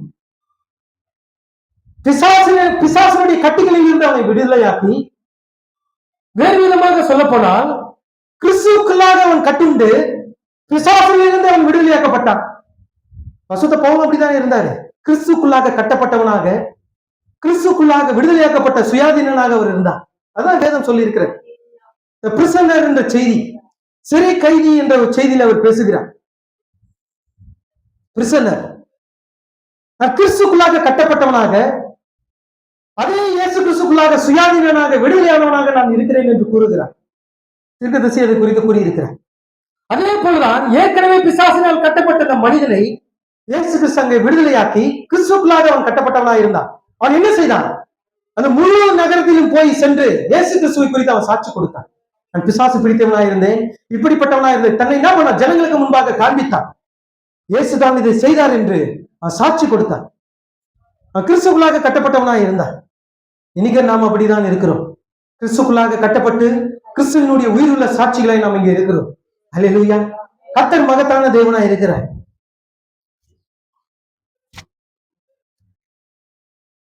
பாருங்க, இந்த பிசாசுகள் கூட என்ன பண்ண அந்த சர்வ வல்லமையில தேவனுக்கு கீழ்படுகிறதா இருக்கிறது. இப்ப அந்த சர்வ வல்லமையில தேவன் உங்களுக்குள்ளாக இருப்பாரானால் பிசாசுகள் என்ன பண்ணும்? உடைய வார்த்தைக்கு கட்டுப்படும். ஒரு பிசாசு பிடித்த ஒரு மனிதனை பார்த்து பசுத்தாவின் அபிஷேகத்தோடு கூட நீ போயிட்டு கர்த்தரா இயேசு கிறிஸ்து நாமத்துல வெளியே போனா போ, அந்த மனுஷனை நீ என்ன பண்ண, அந்த மனுஷனை அவனை விட்டு நீ வெளியே போ என்று கூறினால் அது நடக்கும். இந்த பிசாசு உங்க வார்த்தைக்கு என்ன பண்ணும்? கட்டுப்படும். பேசுகிறது நீங்கள் இல்லை, உங்களுக்குள்ள இருக்கிறது பேசுகிறேன். ஆகினால்தான் அது கட்டுப்படுகிறது. பசுத்தாவியே பெறாம, அபிஷேகமே பெறாம சாத்தானை போய் என்ன பண்ண முடியாது? ஆமா, கட்டுப்படுத்த முடியாது. அவனை கட்டளையிட முடியாது. நீ இதை செய், நீ இந்த இடத்தை விட்டு இந்த மனிதனை விட்டு நீ வெளியே போ என்று சொல்ல முடியாது. அப்படி சொன்னா என்ன நடக்கும்? பசுத்தாவி இல்லாம, அவருடைய அபிஷேகம் இல்லாம பேசினா என்ன நடக்கும்? சாத்தான் உங்களை ஒரு வழி பண்ணிடுவான். ஆமா, ஒரு அடி வாங்கினீங்க, சாத்தான் கிட்ட அடி வாங்கிட்டீங்கன்னா தெரிஞ்சிடும். அதுதான் அபிஷேகம் இல்லாம எந்த ஒரு காரியம் போய் யார் மேலேயும் கை வச்சிடக்கூடாது. நீங்க விசுவாசிகளை வடையெல்லாம் என்ன பண்ணும்? பின்தொடரும். உங்களால அந்த காரியத்தை செய்ய முடியும். சாத்தான் உங்களை என்ன பண்ண முடியாது? ஒன்றும் செய்ய முடியாது. ஏன்னா விசுவாசிகளால் இப்படிப்பட்ட அடையாளங்கள் நடக்கும் என்று வேதம் கூறியிருக்கிறது. இயேசு கிறிஸ்து கூறியிருக்கிறார். சர்ப்பங்களை எடுப்பாங்க, பிசாசிகளை துரத்துவாங்க, வியாதியஸ்தர்களை சுகமாக்குவாங்க. இப்படிதானே சொல்லப்பட்டிருக்கிறது. பிசாசுகளை துரத்துவார்கள், சர்ப்பங்களை எடுப்பார்கள், சாவுக்கு ஏதுவான யாவொன்றை குடித்தாலும் அவர்களை சேதப்படுத்தாது. இப்படிதான் சொல்லி இருக்கிறது. விசுவாசிகளால் இப்படிப்பட்ட காரியங்களை செய்ய முடியும். இது உங்களாலும் என்னாலும் செய்ய முடியும். விசுவாசிக்கிறீங்களா? உங்களால செய்ய முடியுமா? செய்யக்கூடிய அளவுக்கு உங்களுக்குள்ளார விசுவாசம் இருக்கிறதா? சோதித்து ஆராய்ந்து பாருங்க. இயேசு கிறிஸ்து கூறினார், என்ன கூறினார்? என்னை விசுவாசிக்கிறவன் நான் செய்த கிரியைகளை காட்டிலும் வேளாண் காரியங்களை செய்வான். செய்ய முடியுமா? விசுவாசிக்கிறீங்களா? உங்களால அதை செய்ய முடியும் என்று விசுவாசிக்கிறீங்களா? அப்ப செய்ய முடியாது என்று நீங்க நினைச்சீங்கன்னா அப்ப உங்களுடைய நிலைமையை நீங்கள் அறிந்து பாருங்க. இயேசுவுக்கு பிரியமான ஒரு குடும்பம் இருந்தது. யாருக்காவது தெரியுமா? கரெக்டா சொல்லிட்டீங்க. இயேசுவுக்கு பிரியமான ஒரு அன்பான ஒரு குடும்பம் இருந்தது. மார்த்தாள், மரியாள், அவருடைய சகோதரர் லாசர். இங்கே இயேசுவுக்கு அன்பாயிருந்த லாசர் மரித்து போனார். மார்த்தாளுடைய சகோதரன், மார்த்தாள் மரியாளுடைய சகோதரன் லாசர் மரித்து போனார். மரித்து போகும்போது இயேசு கிறிஸ்து அந்த இடத்துல இல்லை. இயேசு கிறிஸ்து அந்த வீட்டுல இல்லை. இயேசு கிறிஸ்து இல்லாத வீடு எப்படி இருக்கும்? இருளும் பயமும், சமாதானம் இருக்காது, சந்தோஷம் இருக்காது, மகிழ்ச்சி இருக்காது. மரணம் உங்களை என்ன பண்ணும்? சுற்றி இருக்கும். வீட்டை சுற்றிலும் மரணம் இருக்கும். அதனால்தான் சொல்றேன், வார்த்தையில விசுவாசிங்க, வீட்டுல ஜெபிங்க, உபவாசம் இருங்க. சந்தர்ப்பம் கிடைக்கும் போது, நேரம் கிடைக்கும் போது அவர் என்ன பண்ணுங்க? அவர் துதிங்க. தனிமையா இருக்கும்போது நேரத்தை செலவிடுங்க. கர்த்தருடைய பிரசன்னம் எப்பொழுதும் உங்க வீட்டுக்குள்ளாக இருக்கட்டும். சில பேர் நான் ஜெபிக்கும் போது, அவருடைய வீடுகளுக்கு செல்லும் போது தேவனுடைய பிரசன்னமே அந்த வீட்டுல இல்லை. நானும் ஊழியக்காரர்களும் சேர்ந்து அந்த வீட்டுக்குள்ளாக ஒரு வீட்டுக்கு, விசுவாசிகளுடைய வீட்டுக்கு போகும்போது பிரசனமே அங்க இல்லை. பிரசனத்தை காண முடியல. ஏதோ ஒரு இருளும் விகாரமா இருக்கிறது போல உணர்கிறேன். பசுத்தாவி இல்லைன்னா அந்த வீட்டுல சமாதானம் இருக்காது, சந்தோஷம் இருக்காது. அந்த வீட்டுல நோய் இருக்கும், வியாதி இருக்கும், மரணம் இருக்கும், பயம் இருக்கும், திகில் இருக்கும். பிசாசு உங்கள் வாசல் படியில படுத்து கொண்டிருப்பான். இது உங்களுடைய கண்களால் காண முடியாது. பசுத்தாவியை பெற்றவர்களால் காண முடியும், அதை உணர முடியும். ஏதோ ஒரு காரியம் நீங்க தவறா இருக்கிறது என்பதை என்ன பண்ண முடியும்? ஒரு ஊழியக்காரனால் சொல்ல முடியும். அதுக்காக தான் அவர் என்ன பண்றாரு? இங்கே வந்து நேரமும் உங்களுக்காக ஒரு முழங்காலில் நின்று கொண்டு ஜெபித்துக் கொண்டிருக்கிறார். ஏனென்றால் இங்க சாதாரணமானவர்கள் கிடையாது. இந்த பூமியில உங்களுக்கு எந்த ஒரு பாதுகாப்பும் கிடையாது. விசுவாசிகளை கவனிக்கிறீங்களா? இது உங்களுக்குரியதுதான், கேளுங்க. இந்த பூமியில உங்களுக்கு எந்த ஒரு பாதுகாப்பும் கிடையாது. ஏன்னா நீங்க எந்த ஒரு இடத்துல இருக்கிறீங்க? இந்த வார்த்தையில இருக்கீங்க. நீங்க சாபனத்தை சேர்ந்தவங்க கிடையாது. இந்த மகத்தான 7ஆம் தூதனுடைய சத்தத்தில் இருக்கிறீங்க. சாத்தானுக்கு இது ஆகாது, சாத்தானுக்கு இது பிடிக்காது. ஏன்னா நித்திய ஜீவனுக்கு போகக்கூடிய வழி இதுதான். சாபனம் இது என்ன பண்ணுது? ஆமா, ஜனங்களை இது குருடாக்கி விட்டது. நித்திய ஜீவனுக்குரிய வழியை ஜனங்களிலிருந்து எடுத்து போட்டது. சாத்தானுக்கு தெரியும். சாத்தானையே நியாயந்திருக்கக்கூடிய செய்தி தான் இந்த செய்தி. சாத்தானுடைய முகத்தெரிய கிழிக்கக்கூடிய செய்தி தான் இந்த செய்தி. சாத்தானுக்கு தெரியும் அந்த செய்தியில நீங்க இருக்கிறீங்க. நீங்க வேதத்தின்படியே சரியா இருக்கிறதுனாலதான், இந்த வேதத்தை நீங்க கை கொள்கிறதுனாலதான், உண்மை உள்ள சத்தியம் உள்ள சாட்சியை நீங்கள் அறிந்திருக்கிறதுனாலதான் சாத்தான் உங்க பின்னாடி வரான். எங்க போனாலும் பின்னாடியே வருவான். வீட்டை சுற்றிலும் இருப்பான். அதனால்தான் ஜெபியுங்க, ஜெபியுங்க. ஏன்னா சாத்தான் வந்து சாப்பிடறதுக்கு போற ஜனங்கள் கூட அங்க இருக்க மாட்டான். ஏன்னா அதெல்லாம் அவனுடைய கட்டுப்பாட்டுக்குள்ள இருக்கிறது. சாபனம் முழுவதும் அவனுடைய கட்டுப்பாட்டில் இருக்கிறது. சாபனம் முழுவதும் அவன் காலின் கீழ் இருக்கிறது. அவன் கட்டுப்பாட்டில் வைத்திருக்கிறான். ஜனங்கள் எப்படி இருக்கிறாங்க? இன்னைக்கு உணர்வில்லாத இருக்கிறார்கள், தெரியுமா?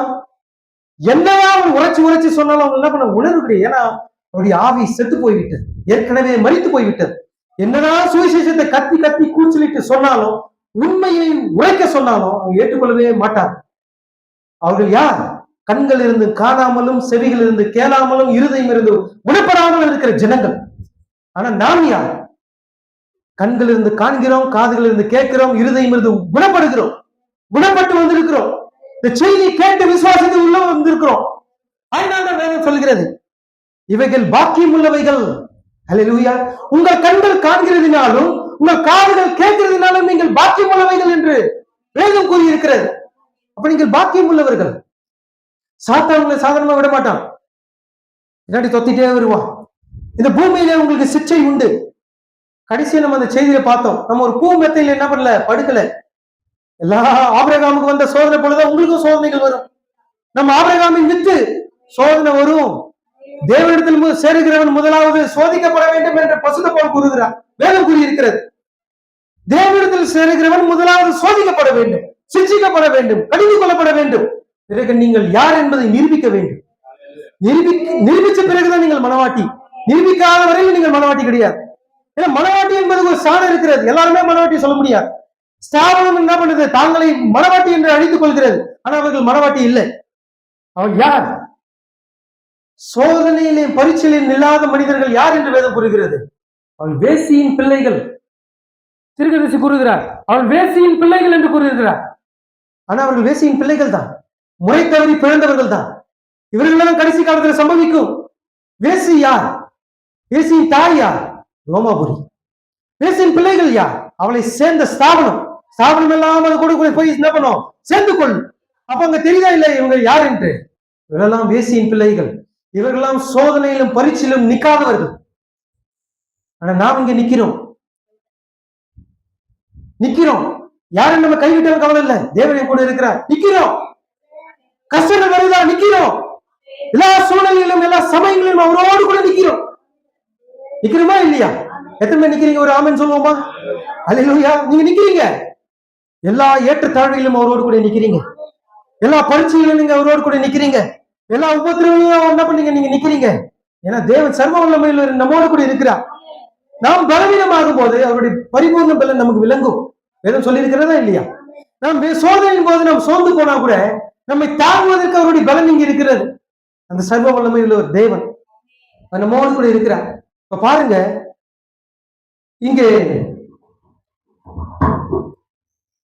இங்க லாசர் மரித்து போனார்.